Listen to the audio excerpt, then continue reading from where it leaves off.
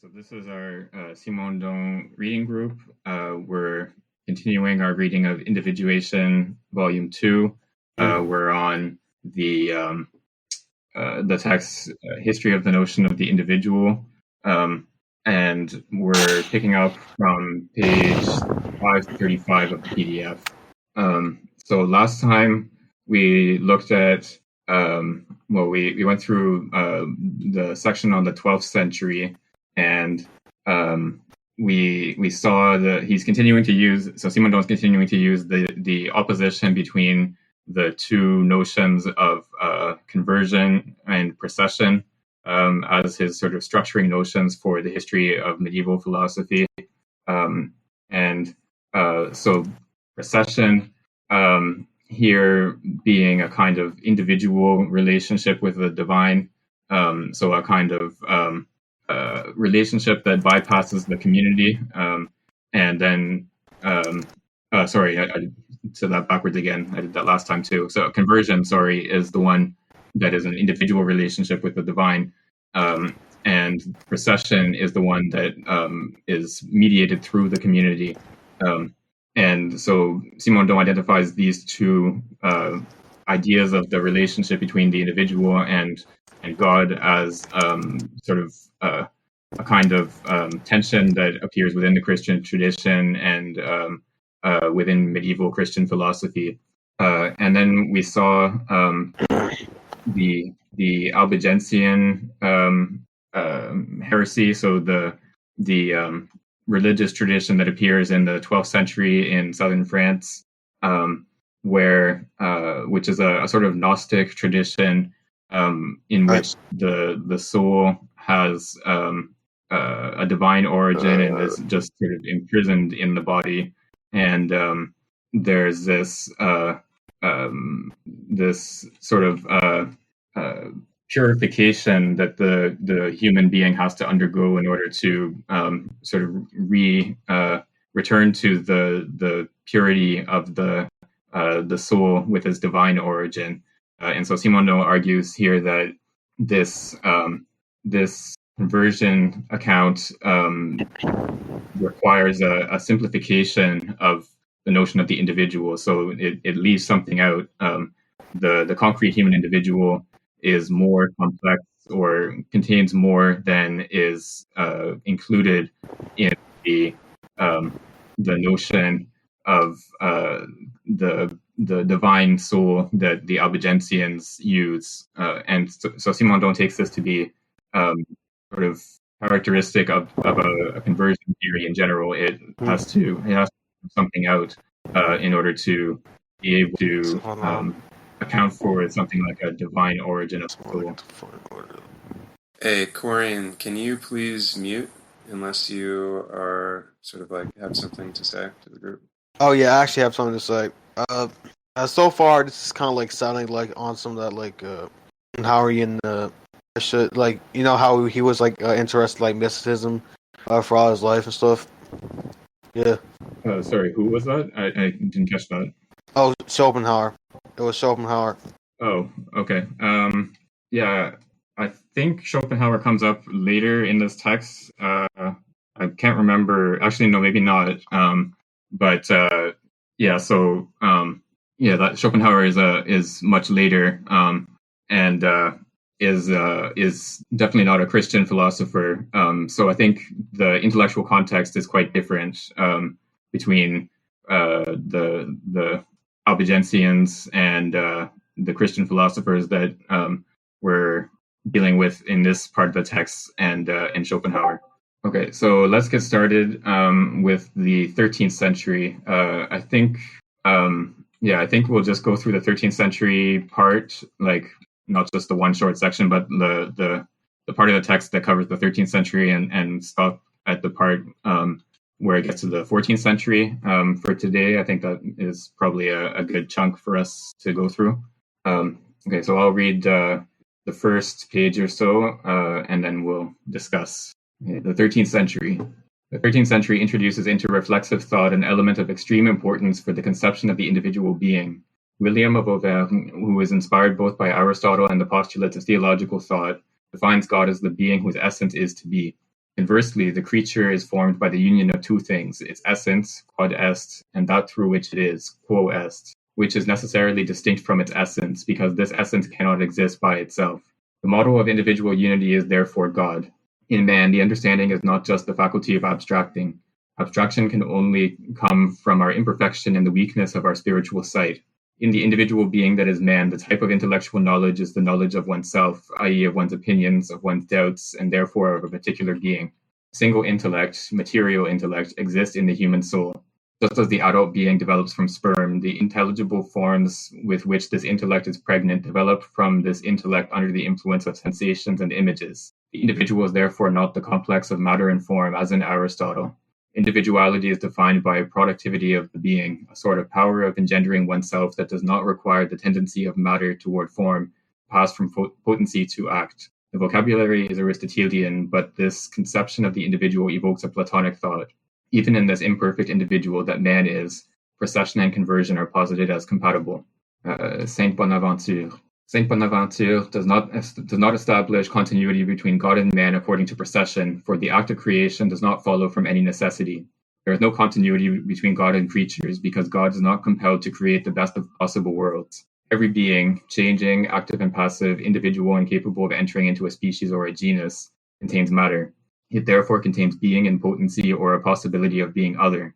Souls and angels are veritable individuals. Here, Saint Bonaventure is opposed to Saint Thomas Aquinas, for whom souls are not veritable individuals. For Aristotle, the form of a being is what makes it such that it is effectively what it is. It is due to the presence in it of the humanity form that a man is man.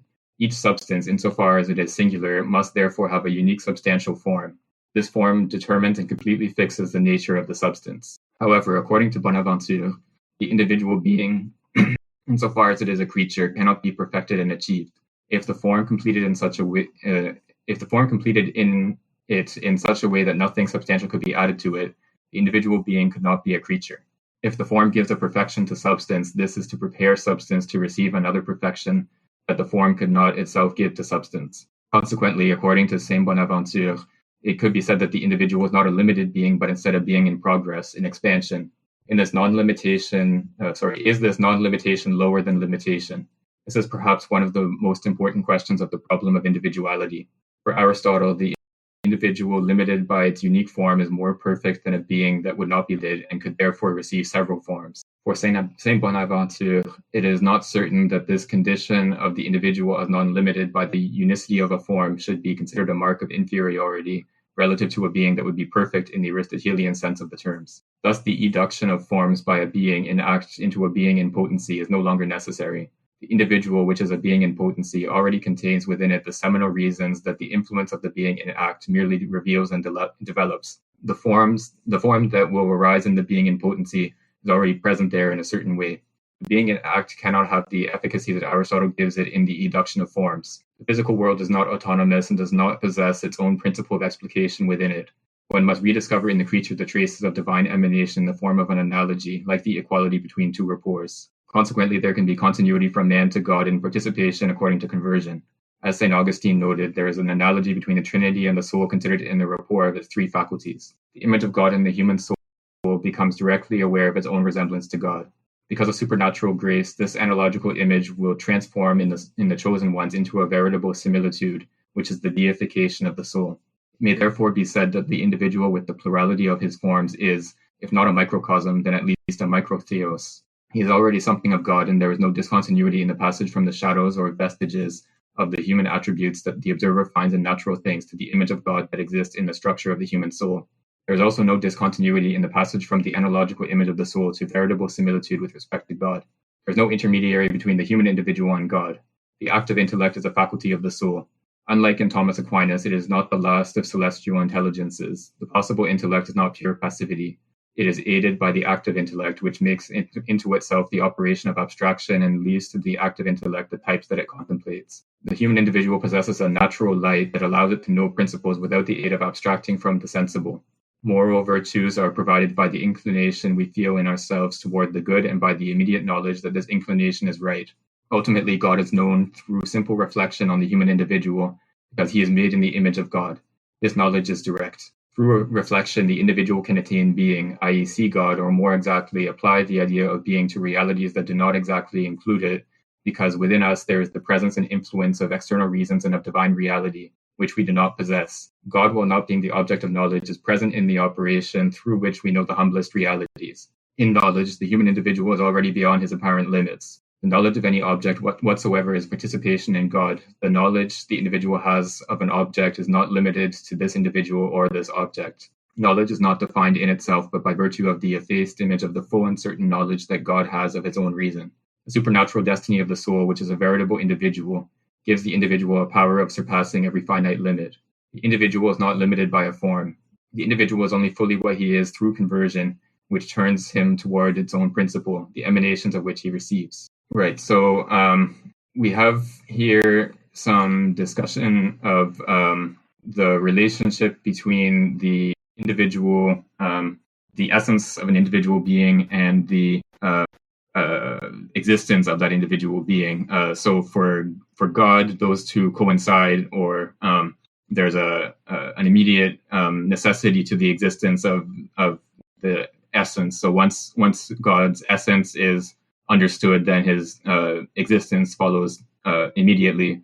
Whereas for the finite being, the essence and existence are distinct, and it's only because of divine creation that a finite created being exists. And there's also discussion here of the relationship between form and matter in the individual, and so for Saint Bonaventure, there's this notion of the matter as already containing the principles for the realized form. So the acorn already contains the principle for the oak tree, and it doesn't require something like something outside of itself to bring it into actuality. So this is a sort of differentiation from the Aristotelian doctrine, according to which an actuality always comes from an actuality. So there's always any process where something potential becomes actual is always a result of something that is already actual. In the same way that an acorn, which is potentially an oak tree, comes from an actual oak tree. And so there's this sort of cycle from actuality to actuality. And then we also have this doctrine that the human individual can have this sort of this adequate knowledge of God, and there's a sort of immanence of God within human knowledge. So even our knowledge of empirical facts is a sort of consequence of divine knowledge within us. Were you going to say something, or like this is kind of like this is kind of anticlimactic and stuff. Just like stop right there or something. Angus, do you want to read the next section? Yes. So the Albertus Magnus section is pretty short, but the Thomas Aquinas section is pretty long. So maybe I'll just read. Yeah. So maybe just go through like a page worth of the Aquinas part, and then we'll stop there and pick up the next part. Okay, that sounds good. Albertus Magnus. Against this doctrine of the individual stands that of Albertus Magnus and Thomas Aquinas. For Albertus Magnus, the soul is merely a form and not an individual. The form is by itself a universal. The principle of individuation is in the accidents arising from the matter added to the form. And the nature of individual man, composed of a soul and body, has barely anything in common with the nature of the angel. Insofar as they are pure forms, the angels must therefore differ amongst themselves like species, not like individuals. For none of the faculties of the same name is the same in the angel and in the human soul, which, linked to the body, only attains the rational through an operation of abstracting from sensible images, whereas the angel has an intuitive knowledge that is exempt from trial and error. The active intellect, which is intuitive in the angel, is in man a simple, indistinct clarity that borrows from sensible images all the distinctions of genera and species. The human individual cannot therefore be brought closer to God directly through intellectual knowledge. The active intellect is devoid of forms. It is a part of the human soul. Its role is abstraction. There is discontinuity between revelation and actual knowledge, as the Summa de Homine explains. If a separate or angelic intelligence influences us, the result of this influence is a revelation. Thomas Aquinas. Aquinas asserts that for all individual beings other than God, essence is merely possible and can be thought without its being. In this way, no other being than God exists by itself. No individual is necessary. Its being comes from something else. It proceeds, and this procession is anterior and superior to any conversion. The knowledge that the individual has in an object is not an assimilation, but a direct presence of the being. Knowledge cannot give the individual this unlimited power of assimilation that Saint Bonaventure bestowed upon him. According to Aquinas, quote, the human intellect is not able to reach a comprehension of the divine substance through its natural power, for according to its manner of knowing in the present life, the intellect depends on the senses for the origin of knowledge. And so these things that do not fall into the senses cannot be grasped by the human intellect, except insofar as the knowledge of them is gathered from sensible things. Now, sensible things cannot lead the human intellect to the point of seeing in them the nature of the divine substance. For sensible things are effects that fall short of the power of their cause. Unquote. Under these conditions, knowledge cannot start with quiddity to go from essence to its properties, or from the cause to the effect. Human thought can only go from the effect to the cause, and can merely determine the cause in its rapport to the effect. The demonstration quid, what, is inaccessible to man. Only the demonstration quis, who, can be used. Not more so than Aristotle, Aquinas does not discover a rational procedure for attaining the quiddity of beings. Aquinas considers this lacuna of the peripatetic school as a definitive lacuna of human reason. Quote, even in sensible things, the essential differences are unknown to us, and this is why they are designated by accidental differences which arise from essential difference, in the same way that the cause is signified by its effect. For example, biped is posited as the difference of man. Knowledge does not start with the individual taken in itself and its interiority and its productive capacity, which would be deployed in effects. The hylomorphic conception of spiritual substances is not valid for Aquinas. The hylomorphic composition can only pertain to the body. The form divides when it is received in matter. It individualizes by linking up with the accidents.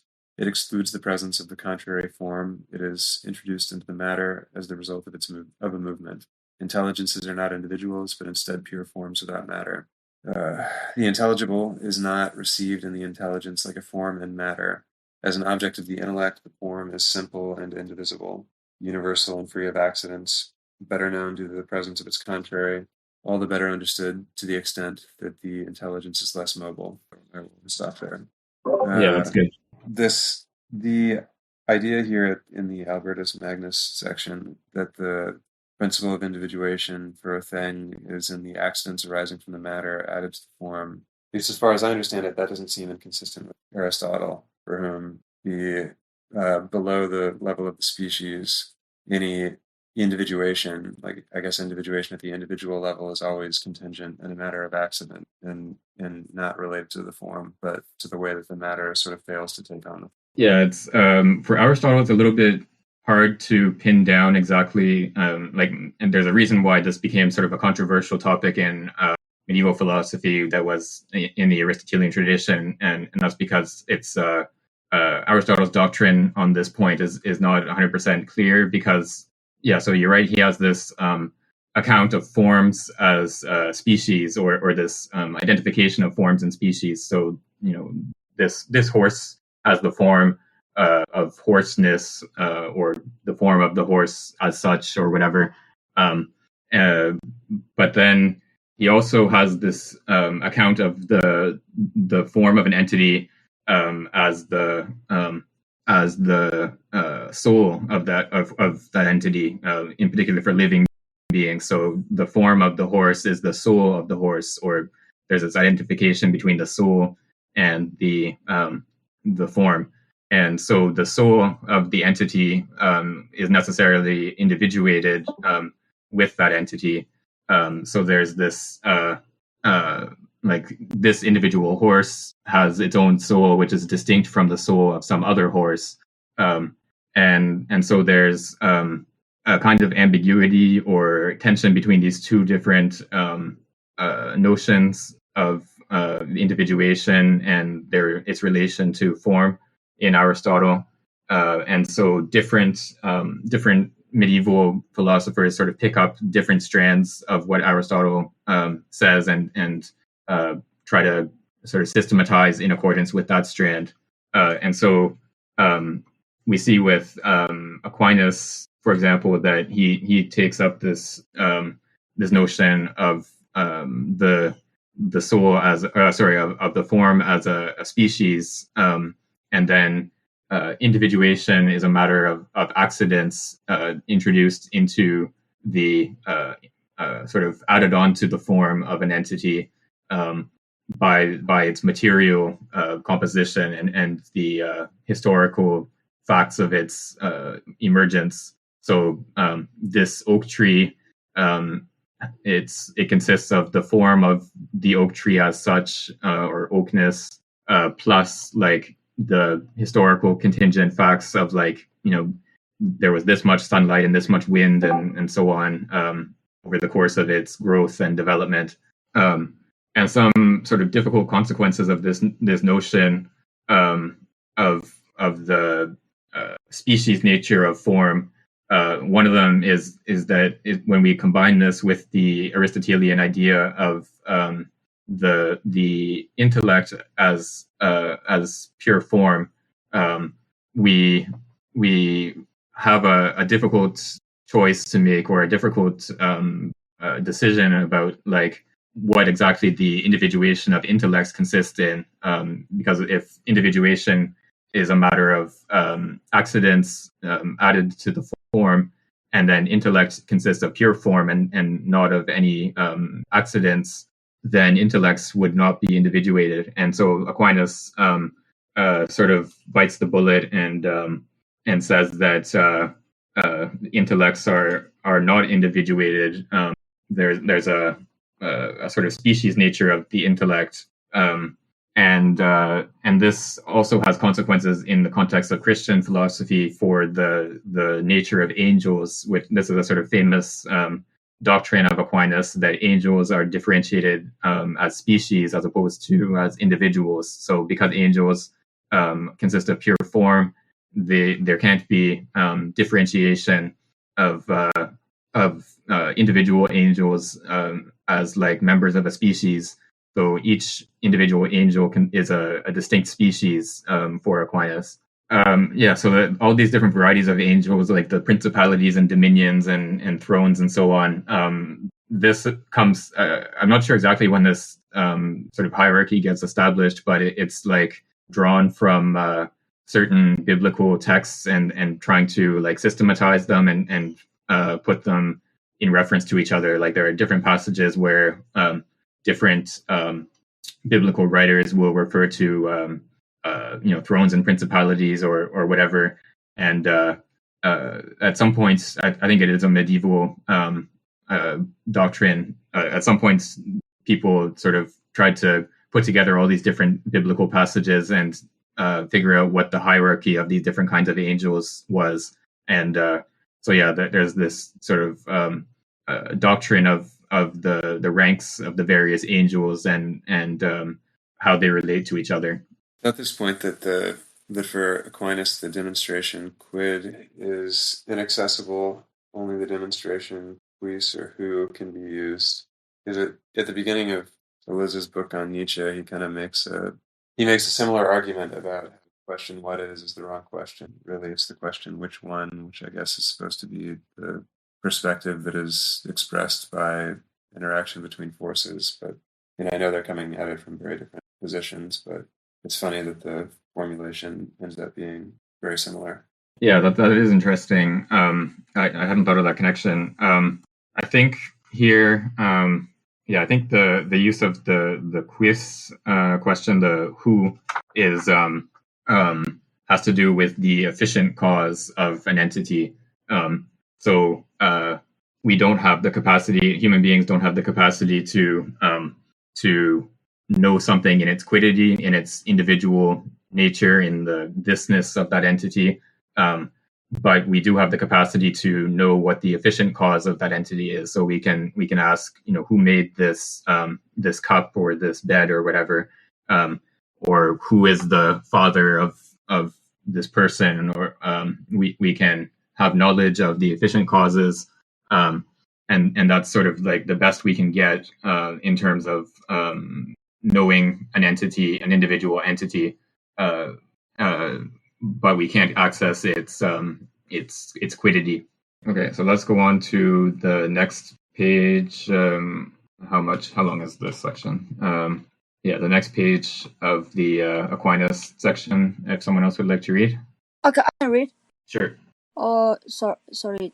I just checked some information. So exactly the problem, right? The problem of individuality. I think one sentence before that, individuality only belongs. Okay, individuality only belongs to a form engaged in meta. The problem of the individuality of man is resolved according to the general rule that applies to the individuation of beings composed of form and matter. What separates individuals from one another is the matter with which the form is joined. In short, the form is specific and for all individuals of the same species. A specifically identical form is in each one. What constitutes the individual is the materia signata, intact matter, joined with the form. For example, i.e., that which is considered under determined dimensions. It gives a form a position that excludes every other form in space and time. Moreover, due to its debility, can only receive the form in a deficient and imperfect way. Individuation, therefore, corresponds to a diminishment, a deterioration, and degradation. Matter, which is Aristotle was being endowed with tendencies, was animated by a dynamism. Above all, appears in Aquinas as a negative limit. Individuation is deprivation. Whence results the fact that in the union of the soul and the body there is man, the soul cannot be grasped. It cannot know itself. Such a manner of considering the individual could support the precariousness of this composite of soul and body. But Aquinas, while diminishing individual reality, conserves immortality for it. The soul must have a permanent individuality, even though the individuality of man, which is composed of soul and body, has its principle in materia signata. Aquinas is faithful principle of the Aristotelian universe, which consists in individuals, each of which in themselves have the principle of its operations. There is a unity of form in each individual. However, this doctrine, which seems to reserve a first place for the individual, because the former makes of the latter the unique reality. In fact, it leads to diminishing it by limiting it. Conversely, the Platonic vision of the universe, which grasps a series of hierarchized forms and seems to diminish the individual because unity is never in the individual but only in the whole. In fact, frees it by giving it the infinite dynamism of these forms in which it is longing for what will complete it. Individual unity seems to be linked to a static conception of the individual. There is a profound opposition here, and there is more than a paradox in the chiasmic characteristic of the starting points and end points of these two visions. Reflexive thought cannot discover a compatibility between these two antagonistic representations.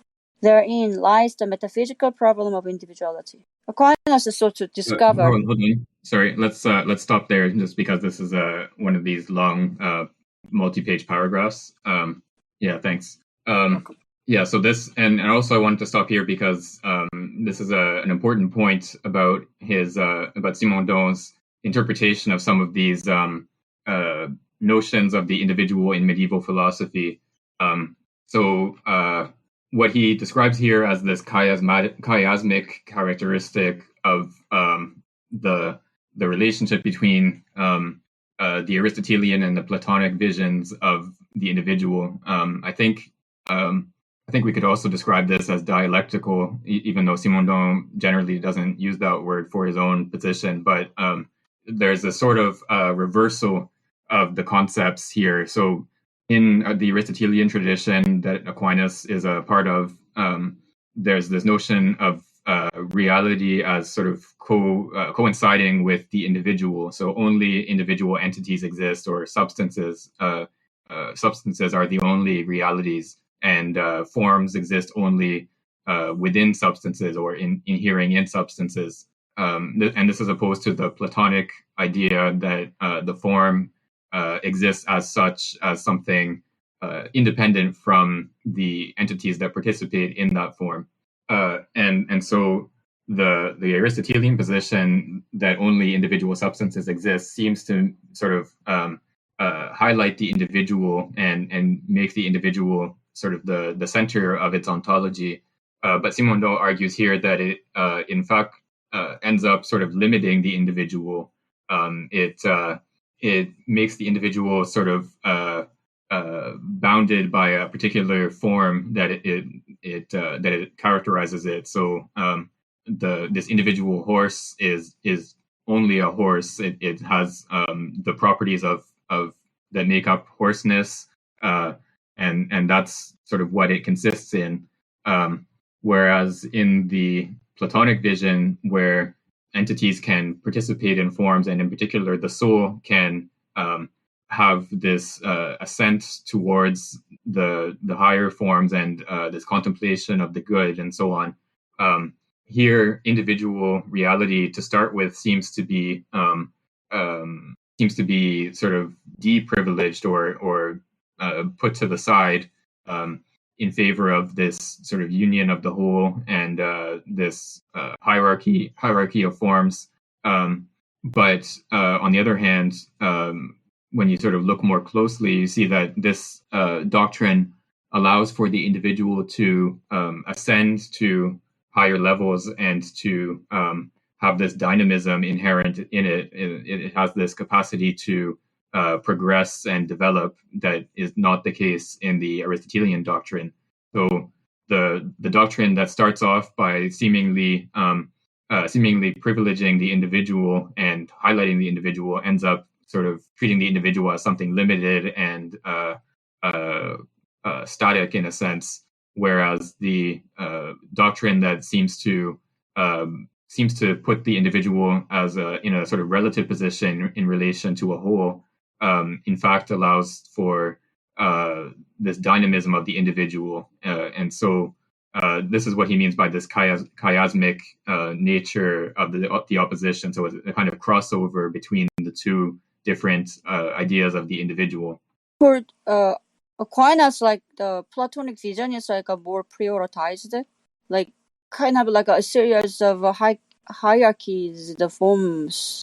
Like it for me, it's kind of linked to the previous part that you explained, like about the angel, the ranks of an angel. I mean, they have all different ranks of angels. Likewise, in terms of form, there is like the hierarchy, which means like not all individuals are same, things like that. Like it doesn't like contribute to the whole, like as a equal level. I think there's a difference between sort of two different ways of understanding a hierarchy of being. So in the like the way that Aquinas understands it, we have these ranks of angels that each have each angel is a species, and each species occupies a certain rank, but those ranks are kind of fixed, right? So each angel is set in a particular position in this hierarchy, and then likewise for human intellects, we have a certain form, and the form of humanity occupies a particular position in the ontological hierarchy, below the angels, but above other animals. And then each entity in the universe has its particular place within the hierarchy of entities, and it's sort of defined by that place. Whereas in the Platonic conception, we have instead this hierarchy of forms that entities can participate in, and particularly the human soul has the capacity to ascend and descend the hierarchy of being. And so the human soul can rise up to the level of contemplation of the forms and contemplation of the good, or it can descend into matter and be sort of trapped in the contemplation of material entities. And so because of this capacity to ascend and descend, the soul has a certain dynamism in it. So there's a progression of the soul to a capacity for the soul to undergo development, which doesn't exist in Aquinas's picture, at least so far as Simondon is presenting it here. Oh, thank you. Sorry, one more question. Is this like a hierarchical vision of Platonic philosophy? Is linked to, in a way, Hobbes' philosophy, like Hobbes' idea of Leviathan, like, or to the even like a social caste, like, social hierarchy, like in modern society as well? Yeah. So the notion of caste is an interesting connection here, because Plato has, of course, in the Republic, he had this doctrine of the various roles that individuals can play in the city. So there's the guardians, what are the other ones called? The warriors and the artisans. And each of them corresponds to a particular aspect of the human soul. And he argues that that each individual is sort of naturally fitted to one of these particular roles, and one of the functions of the guardians is to select which individuals will be assigned to which roles. So it is a kind of a caste system, in the sense that each individual is sort of born for a particular social role in the city. I think the connection with Hobbes is probably a little bit harder to maintain, because for Hobbes, everything comes down to the sovereign, the way that the sovereign sort of decides to organize the society. So everyone sort of surrenders their natural rights to the sovereign, and then the sovereign has the right to decide basically anything about the organization of society, and then individuals have an obligation to obey the sovereign because they've already surrendered their rights to the sovereign. So in Plato, it's not quite as not quite as clear cut, I guess. There's this notion of guardians as sort of leading the society, but they aren't quite as sort of all powerful as the sovereign is in Hobbes. Yeah, thank you. Very clear. Thank you. Right. So let's go on to the next page. Yeah, there's a couple more pages. So let's go on to the next page of the Aquinas section. If someone else would like to read. Yeah, I can read again. We're at the new paragraph. Yes. Starting with Aquinas sought to discover in the intelligence the principle of the permanence of the human soul's individuality. Aristotle tried to establish that the intellectual soul is not linked to the body part by part. Pursuing this search, Aquinas shows that alongside the operations which require the body's organs, an intelligence exists that knows its objects without the intermediary or assistance of matter. Quote, the intellective soul must not be wholly encompassed or embedded in matter as material forms are, unquote. To safeguard both the personal immortality of the soul and its function of substantial form, the soul's individuality must be conceived as distinct from the individuality of man, wherein the soul would be nothing but the form of the body. Quote, the human soul is a form not dependent on its being on matter. It therefore follows that souls are multiplied in accordance with the multiplication of bodies, yet the latter will not be the cause of the multiplication of souls. And for this reason, it does not follow that with the destruction of bodies, the plurality of souls ceases as the first argument concluded, unquote. But can the intelligence be considered as individual? This point of view would not create any fundamental difficulty in a thought that conforms to Platonism due to the principle of the plurality of forms. The intelligence would be a form superior to the forms that are the other functions of the soul. The superior form would do nothing but add on to the inferior form. Quote, inferior forms are embraced in the superior forms, to the point at which all are brought back to the first universal form, which unites all forms, end quote. But for a static conception of individuality, the plurality of forms in a being is incompatible with its unity. Plurality of forms cannot create a true substance. Aquinas at this point discovers a solution in the idea according to which the intelligence is the sole and unique form of the organized body. Whether sensitive or vegetative, all the faculties whose operations are executed by the organs of the body stem from the intelligence. Consequently, the soul's individuality comes from its relation to the body, and its independence comes from the immaterial nature of its operations of knowledge. We should, however, note that this independence of the intellective soul is taken from Platonic thought, according to which the soul is the sister of the ideas. Aristotle accepted the distinction of the intellective soul, which is not bound to the body part by part, but this is not a requirement of his system in his conception of the individual.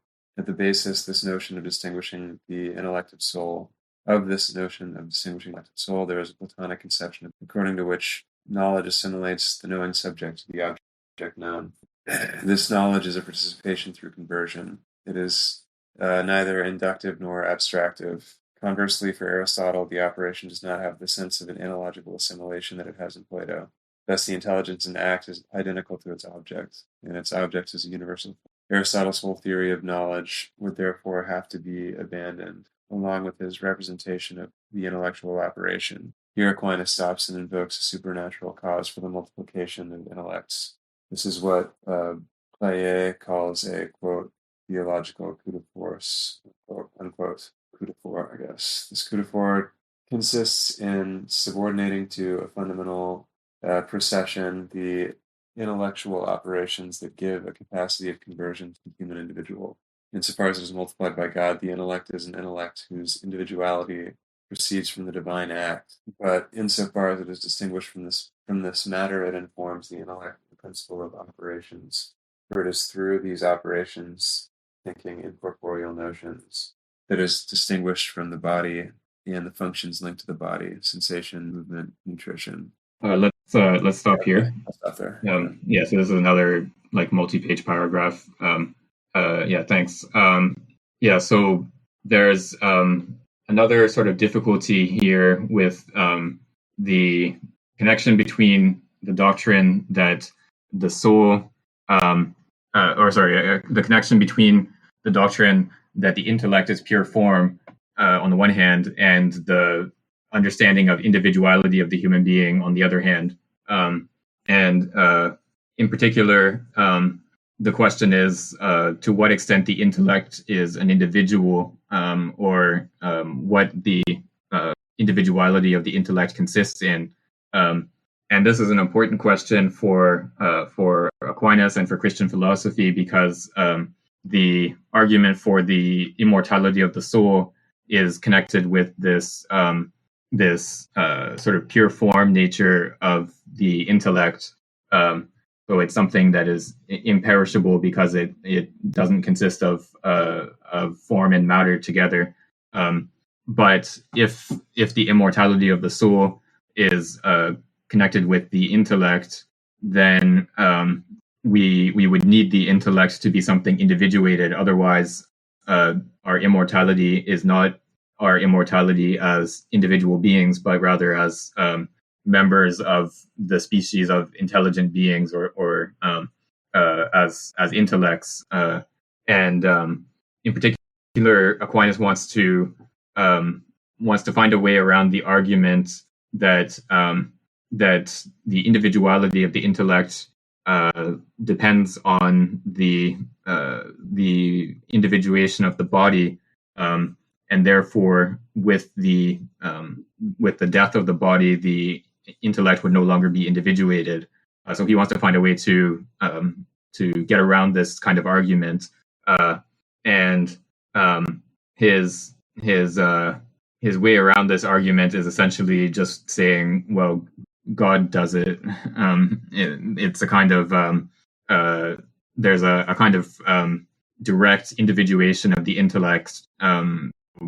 it's a supernatural principle. So it's not the individuation of intellects is not something natural. It's sort of directly produced by God, and it therefore doesn't depend on the individuation of the body. It's actually prior to the individuation of the body, and he sort of takes from this doctrine the idea that the intellect is the sort of fundamental principle of the human soul, and the sensitive and vegetative souls, the other two faculties of the soul, according to Aristotle, are sort of derived from the intellect in human beings. So it's rather than having the intellect be individuated by the body. In contrast, it's the individuation of the intellect that produces the individuation of the body, the soul that informs the body. Okay, so let's go on to the next page. I think is the last bit of the Aquinas section. There is just a sort of typography note. There's a line break in the French text, which is not included in the English text. So I'll stop after this page, and then we'll discuss there. Okay. The intellect, which is distinguished from the body, appears as identical in all men and is found to be deprived of individuality by the very characteristics that establish its participation through conversion. Thus, for reflexive thought, there is no way to make these two representations of the intellect compatible. This is why the theological coup de force is needed to introduce by way of procession a multiplicity that would not exist by way of conversion. However, the conception Aquinas presents of individuality requires the multiplicity of individual intellects. In fact, this appeal to faith leaves the problem open. It is essentially by way of this crack in Aquinas' thought that Cartesian reflection will be introduced, which in a certain sense extends and in another sense radically transforms the Thomistic conception of individuality. Descartes will reprise the idea of this intelligence that knows its objects without the intermediary or assistance of matter, in order to systematically push this idea to its extreme theoretical consequences by abandoning the notion of the soul as form of the body. But then the question of the relation between the soul and the body will stand as an insurmountable difficulty. In this sense, it could be considered that the development of the reflexive problem of the nature of the individual is contained in the difficulty highlighted in On the Unity of the Intellect against the Averroists. Quote, "They argue most crudely to show that God cannot bring it about that there should be many intellects, believing this to involve a contradiction. For even granting that it is not of the nature of intellect to be that it be multiplied, it does not follow from this that the multiplying of intellect involves a contradiction. Nothing prevents a thing's getting from another something that it is not of its nature to have. It is not of the nature of the heavy to be above, yet for the heavy to be above does not involve a contradiction, although for the heavy to be above by its very nature would involve a contradiction. Thus, if the intellect were naturally one for all because it had no natural cause of multiplication, multiplication could nonetheless come about through a supernatural cause without involving any contradiction. We say this not because of the present question, but lest this manner of arguing be extended to other cases, for in this way one could conclude that God cannot bring it about that the dead should rise and the blind have their sight restored to them." Unquote. However, this manner of arguing is precisely what the Cartesian constructive method will want to extend to all subjects and to that of man's knowledge in particular. Right, so there's a subtle distinction that Aquinas is making in that passage that's quoted there. So the nature of the intellect doesn't include multiplicity. So the nature of the concept of the intellect doesn't include the property of there being many intellects. But this doesn't mean that it's contradictory for there to be many intellects. And so the example that he gives to illustrate this principle is for heavy objects. So heavy objects in the Aristotelian framework, heavy objects have their natural place at the center of the universe, namely the Earth. And insofar as a heavy object is away from the center, this is an unnatural position for the heavy object to be in. And but that doesn't mean that it's contradictory for a heavy object to exist away from the center. It just means that there has to be an external cause that brings about the separation of the heavy object from the center. and so likewise, in the case of the intellect, the multiplicity of intellects is not a result of the nature of the intellect, but it has to be produced by some external cause, and in particular, insofar as there's no natural cause of multiplication of the intellect, it means that there has to be a supernatural cause, namely God. So God has to individuate the intellects directly, and then as a result of this individuation of the intellects, and the multiplication of the intellects, then they can be sort of associated with the multiple bodies that we find them connected with. And then Simondon also argues. Sorry, go ahead. No, I was just going to say, I thought you were going to talk. Just to say, I thought this part on Descartes was very interesting. Yeah, that's what I was just going to get to. So what he argues here is that this sort of this difficulty that Aquinas has, and this need for direct divine intervention to individuate intellects, Simondon takes this to be sort of the entry point where the Cartesian doctrine of the soul is sort of appears in the philosophical tradition, and so this account. So for Descartes, there's this intellectual knowledge of objects. So the soul has a direct knowledge of objects. So there's the famous example of the piece of wax, and Descartes argues that it's not. We only have knowledge of the piece of wax insofar as it's a kind of intellectual grasp of the object. So we are our body is affected by particles that come off of the piece of wax, but it's only insofar as the soul or the mind has an intellectual grasp of the piece of wax, a piece of the extended substance. It's only insofar as we have this intellectual grasp that we actually have knowledge of a piece of wax, and not just some sort of affection of the soul. Affection of the body, sorry, and so there's also this notion of the sort of immediate individuation of the intellects. Is we can also tie this with the cogito argument. This is not what Simondon says, but I think we can sort of extend the argument here. So Descartes has this conception of the existence of the soul or of the mind, which is this immediate self-knowledge. So we know our own existence immediately, and he specifically says that it's not through a syllogism. So our knowledge of ourself doesn't take the form of everything that thinks exists. I think, therefore I exist. It's an immediate inference from I think to I exist. So it's an immediate self-knowledge, and this immediate self-knowledge is a kind of immediate individuation of the intellect in a similar kind of vein as the immediate individuation of the intellect that Aquinas is arguing for here. And again, one of the sort of major problems for Descartes and for Cartesian philosophy was how this immediately individuated intellect is related to extended substance, and what the connection between the soul and the body is. So that's sort of the major problem for philosophy of the individual in the modern era.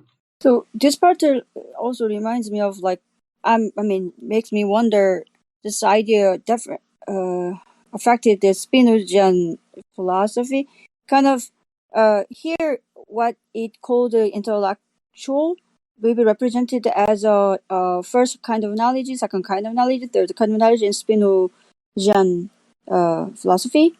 And then that's the first question. And the second question is the part the sentence, thus if the intellect were naturally one for all because it had no natural cause of multiplication could nonetheless come about through a supernatural cause. So here, supernatural cause.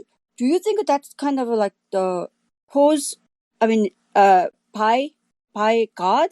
But as far as I understand, like maybe I'm thinking of Spinoza, but the God is a nature, and here supernatural cause. What does it mean by that exactly? Is that has to do? Does it have to do with the God? At least the Aquinas like thinking. Right. Yeah. So I'll answer the second question first. Yes, you're exactly right. So when he says a supernatural cause, he's thinking of God as sort of immediately bringing about the multiplication of intellects. So there's no natural cause for the multiplicity of intellects, and so there has to be a a supernatural cause, which is God, who sort of immediately individuates the intellects from each other. And yeah, so this is a very different doctrine than the Spinozistic doctrine, where God and nature are coextensive, or are synonymous terms, because for Aquinas, God is something distinct from nature and above nature, that produces this individuation of the intellect.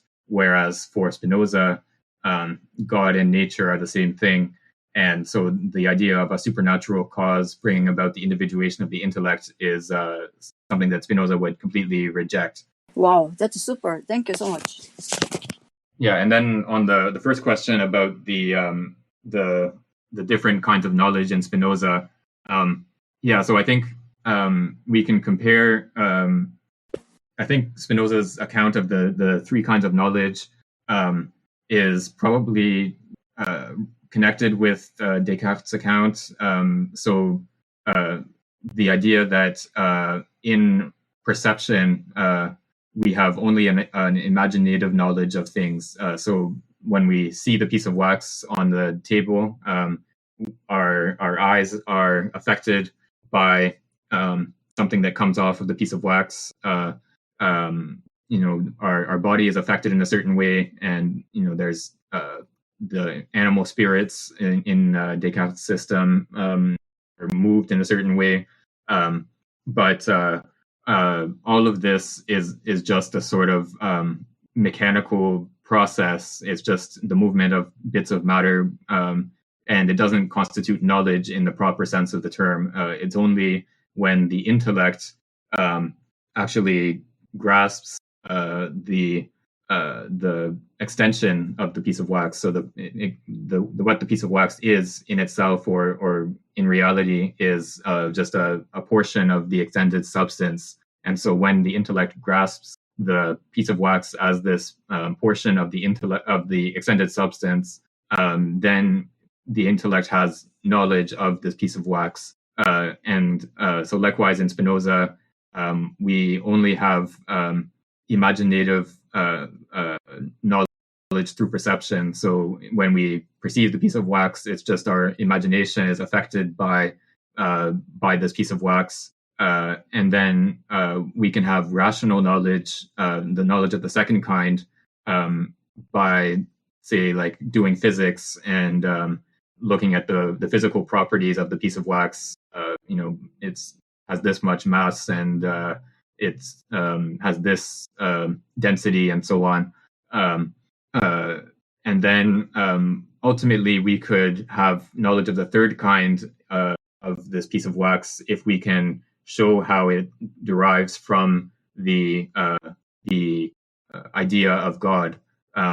So we have this intuitive knowledge of the piece of wax as being caused by God, and this would be knowledge of the third kind, which Descartes doesn't really have a place for in his system. So this is a sort of a distinct conception that Spinoza introduces. Oh, thank you so much. You're really brilliant. Thank you. Yeah, thanks for the question. Yeah, I think we can go on to, so this is where I mentioned there's in the French text, there's a line break where we stopped on 543. There's a break because this introduces another section, which for whatever reason the editors didn't put a heading on, but it's that's the end of the Aquinas section, and then we move on to other philosophers of the 13th century. But yeah, so we can go on if someone would like to read. If there's nobody, let me do it. Sure. Yeah, go ahead. The first difficulties that can prompt a reflexive critique appear when Sigar of Brabant, Master of Arts, shows the Aristotle these thesis, right, concerning the identity of the intellect. And all men contradict revealed doctrine. In this sense, the every of how do I say overist interpretation of Aristotle. Averroist. Yeah. Interpretation of Aristotle is opposed to the Thomistic solution of the problem of individuality. Figures the Anima Intellectiva asserts that according to Aristotle, the vegetative and the sensitive faculties do not belong to the same subject as the intellectual faculty.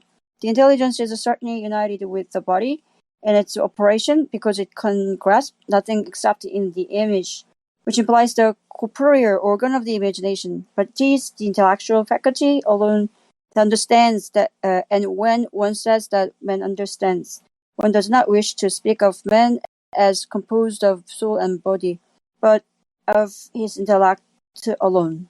In 1270, what am I doing? The Bishop of Paris, Etienne Dampierre, condemned the propositions of Averroist teaching concerning the identity of human intellects, among other propositions. Once again, in 1277, right, a new condemnation is issued. Sigar is forced to leave the University of Paris is decided before the Inquisitor of France. After appealing to the Holy See, he is condemned to life in prison, defending the same propositions. Boetius of Dacia and the Bonnier of Nivelles are also condemned. The Averroists having attributed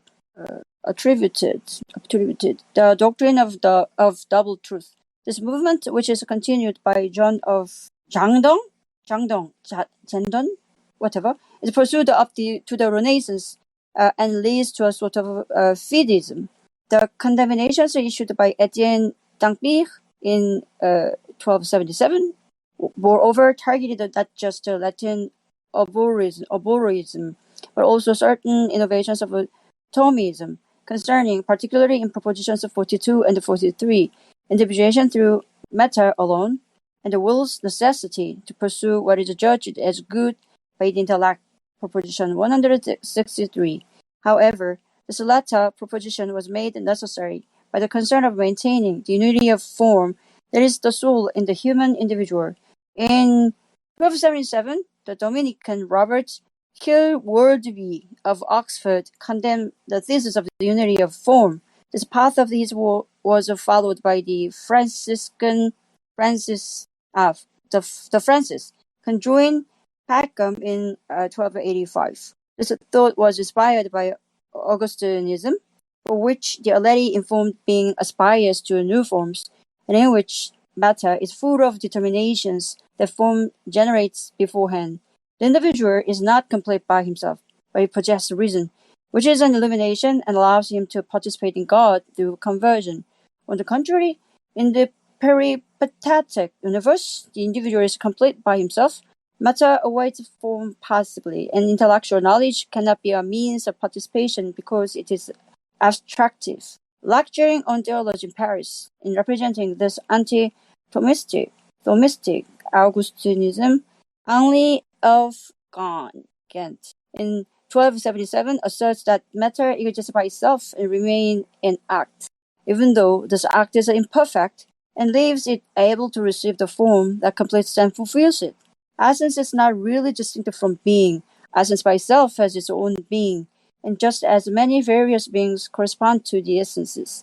Each essence, therefore, has in itself something of the power of God.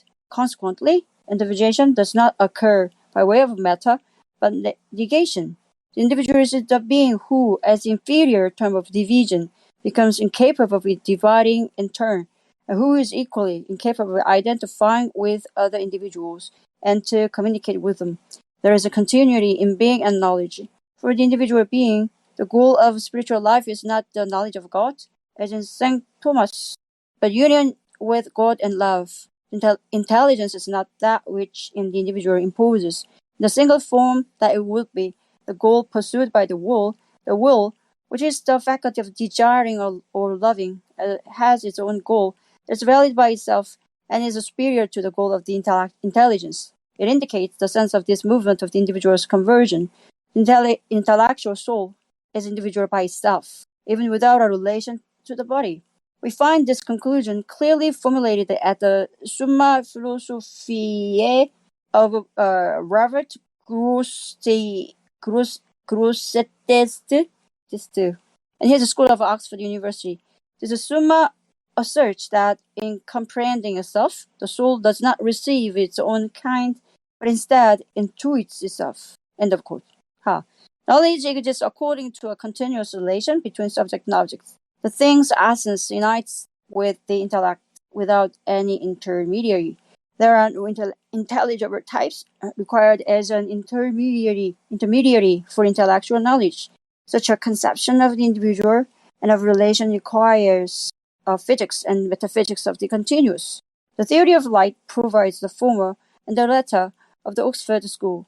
Light plays a role in the physical universe that emanation plays in the metaphysical universe. Right here? Yeah, that's a good place to stop. So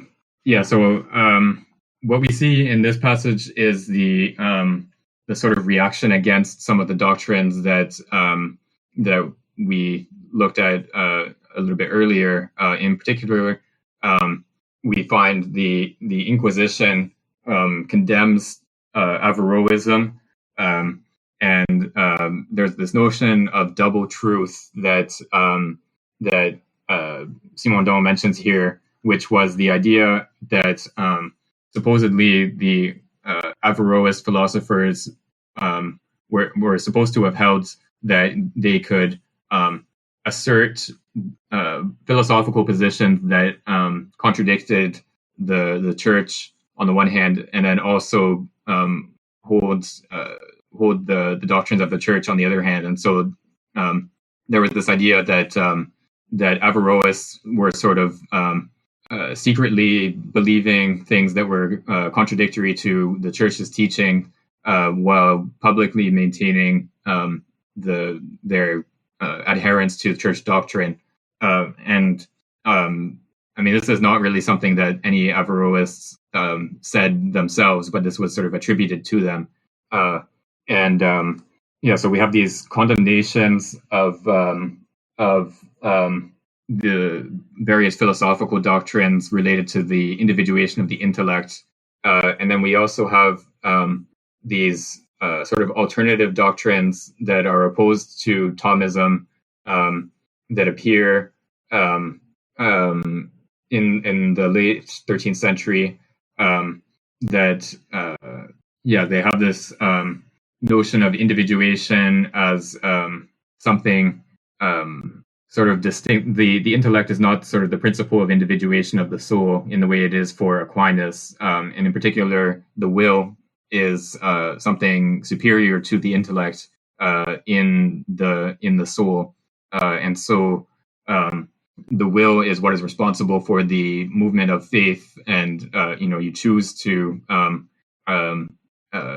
believe in the doctrines of the church and so on, so this is superior to the intellect, there's this bit which is a little bit obscure because I don't really know about medieval philosophy in general, but this idea that there's a sort of a physics and metaphysics of the continuous. It's an understanding of the individual in which there's a kind of continuity between subject and object in our knowledge, and so the sort of foundation of this doctrine has to be one in which there's a continuity in the universe. There's no sort of ontological gap between subject and object. That's an interesting point. So Angus has posted in the chat here about how Heidegger has this conception about how will becomes sort of the definition of being in a certain strand of Western metaphysics, and we can maybe date that strand to this moment in the opposition to Thomism. Yeah, that's an interesting suggestion. And again, I don't know enough about medieval philosophy to be able to say whether that's like a good interpretation or not. But yeah, that's something that would be, I think, worth investigating further. Okay, let's go on to the next section, and I think that will be our last one for today. Yeah, we can read the whole section because it's just above a page if someone else would like to read. The SCOTUS one? Yes. Sure, I can start y'all off. Can y'all hear my voice? Yes. Well? Okay. So this doctrine persists with Roger Bacon, but this is not Francis Bacon, by transforming to produce a new conception of the individual, beginning with Duns Scotus. Many traces of Augustinism remain in Duns Scotus, but this Augustinism above all appears in the critique Duns Scotus marshals against Aquinas' thought. It is not the Augustinian vision that is conserved in the theory of individuation, and this latter theory is a new mode of thought, thereby revealing to a certain extent that a new age for this problem begins.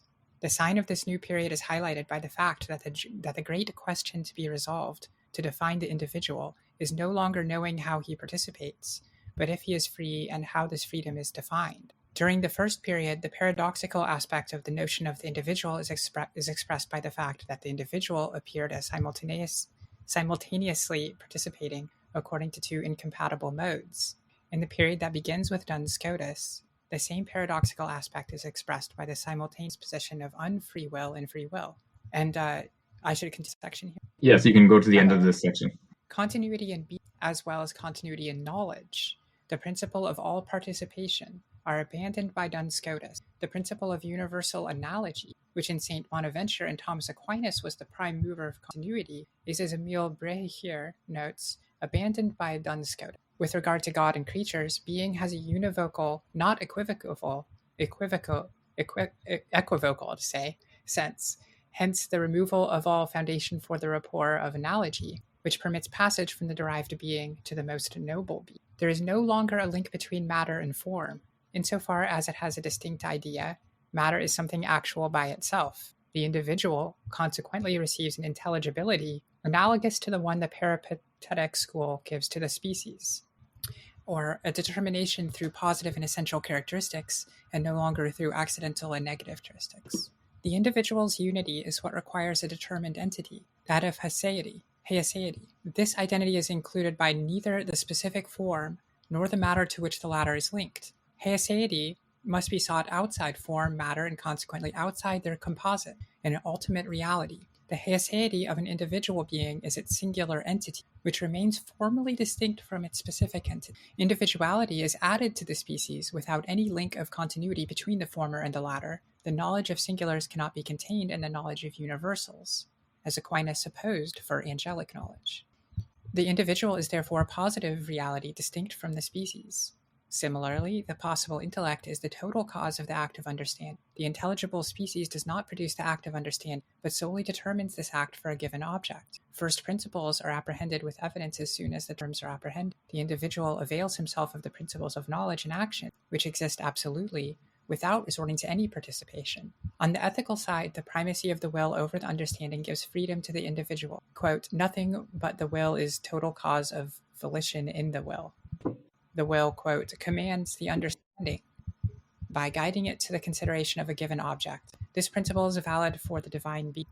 Quote, there is not any cause for why his will has willed a certain thing, if not that the will is the will. Okay, that's the end of the section. That last bit reminds me of, Exodus 3:14, whatever, that I am that I am, as the nomic kind of structure of divine and the early Hebrew tradition. Yeah, it's there's a certain sort of deprivileging of the intellect here, I guess, which we saw already with some of the criticisms of Thomism. There's this idea that the will is superior to the intellect, and in particular in God, the will is distinct from the intellect and sort of commands the understanding, as he puts it here. So it's not that God has knowledge of what the good is and acts in accordance with that knowledge, but it's rather that the divine will is what creates entities and the world as a whole, and it's superior to the intellect, the divine intellect, and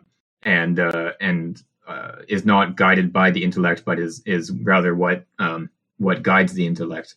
And we have also one of the sort of famous doctrines of Scotus is the univocity of being, which is opposed to Aristotle's conception, according to which being is said in many senses.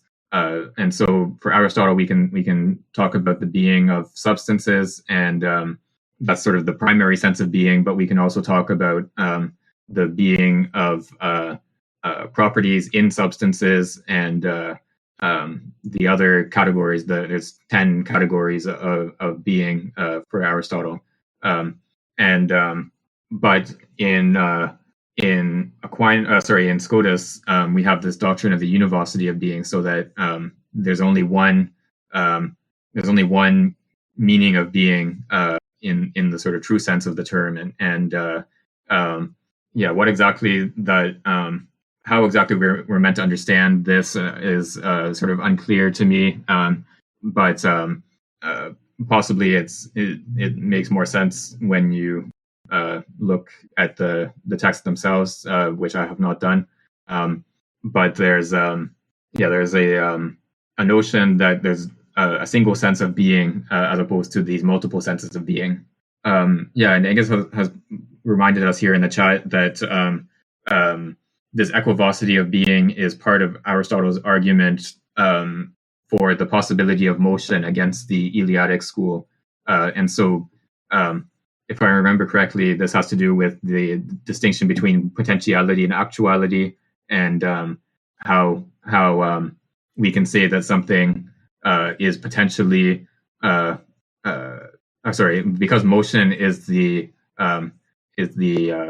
passage from potentiality to actuality. We can understand motion as a sort of passage between these two different kinds of being.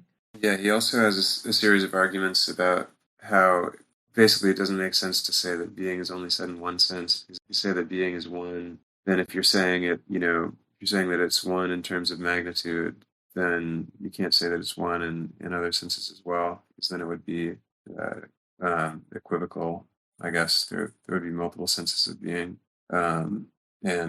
Uses that to argue against the Eleatic. Yeah, and I think if I remember correctly, there's also an argument that if we say that being is one, then we're sort of attributing one, the property of being one, to being, and then we're already sort of distinguishing oneness and being from each other, and so it's no longer one anymore. Right, exactly. So I'm not sure exactly how Scotus sort of gets around those types of arguments about the univocity of being. I've sort of had him on my list of people that I need to look into at some point, but I have not done that. So maybe at some point I'll be able to explain that better. But the other key doctrine here, or the key concepts from Scotus that Simondon uses in Volume 1 of Individuation as well, is this notion of haixeity. I don't even know how we're supposed to pronounce that word in English, but it's the notion of the thisness of something. We saw earlier that for Aquinas, there's no knowledge of the quiddity of an entity. So we can have knowledge of universals, so we can know the form horse or the universal horseness, but we can't have knowledge of this horse in particular in its individual nature. Whereas for Scotus, we can in fact have this kind of knowledge of the haixeity of an entity. We can have knowledge of the thisness of the entity, knowledge of this horse and not just of the horse in general. And it's also important here that this haexiety is something distinct from the form and matter. So it's not like in the Thomistic doctrine where we have the form of the horse and then the matter is what individuates it into this particular horse. Instead, we have form and matter are sort of brought together or united by this haexiety, or this haexiety is precisely the union of the two, but it's not reducible to the matter that sort of individuates the form for Saint Thomas. There's it's something harder to specify exactly what it means. This sort of direct individuation of the entity, this haexiety. It in particular, there's a doctrine that, in opposition to Aquinas, that angelic knowledge is not knowledge of universals alone. So the angels have knowledge of the individual and not just of universals, like Thomas held. And this knowledge of the individual is not derivable from knowledge of the universal. I have a short question. Is because I've heard of the kind of historical arguments related to univocity and equivocity with Duns Scotus and Aquinas. But are the remarks here supposed to indicate, and especially I kind of read ahead a little bit, that the context of the development of the philosophical problem of free will was dependent upon some of like these primarily that being is taken in a single sense, and what this does to the concept of freedom and will, and kind of naturalizing a continuity between them that's relevant. Whereas before that, freedom was in some way opposed to will. That will was something outside that like impeded upon, or there was something more less worked out there. But then this is what I'm trying to figure out are these arguments about like the focus of free will as like a relevant conception of individual and like how that developed, or am I misreading that? I just wanted to throw that out there as a question because I had been pondering. I think so. I think for Aristotle, the question of like freedom of the will is not really something that comes up. So we have like Aristotle's ethics is not really an ethics of freedom of the will or freedom in general. He's not really that like concerned about the concept of freedom. And so like he's following in some respects the Socratic tradition, where our ethical action has to do with knowledge of the good. Although of course Aristotle understands this in a different sense than Plato does. But the idea is that the intellect is capable of having of grasping what the good is in a particular situation, and we are capable of developing habits of good action in particular types of situations. But there's no sort of notion of the will as like the sort of principle of this decision, or of the sort of cause of action for Aristotle in that sense. And so what we find here, and this is sort of brought up a bit earlier in the passages on the sort of anti-Thomistic arguments. What we find here instead is that the will is taken. The notion of freedom of the will is taken to be a core notion of ethics. But what exactly the connection is with the univocity of being is something I'm not really clear on. Except that I think, insofar as the individual, the haexiety of the individual is something distinct from its sort of form and matter combination, or it's something that is not derivable from the matter that fills in the form. I think this sort of singularity of the individual, we can sort of connect this with the notion of the will as free, insofar as the freedom of the will is a sort of individual determination of action. So the individual is the cause of its own action through its freedom of the will, and this sort of singularity of the individual is, I guess we can tie it with the singularity of the individual that is its haecceity.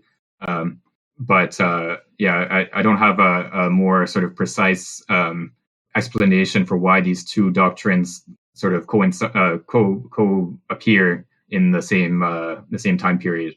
I think like interesting point is the simultaneous position of unfree will and the free will. We may connect this to the haecceity versus quiddity.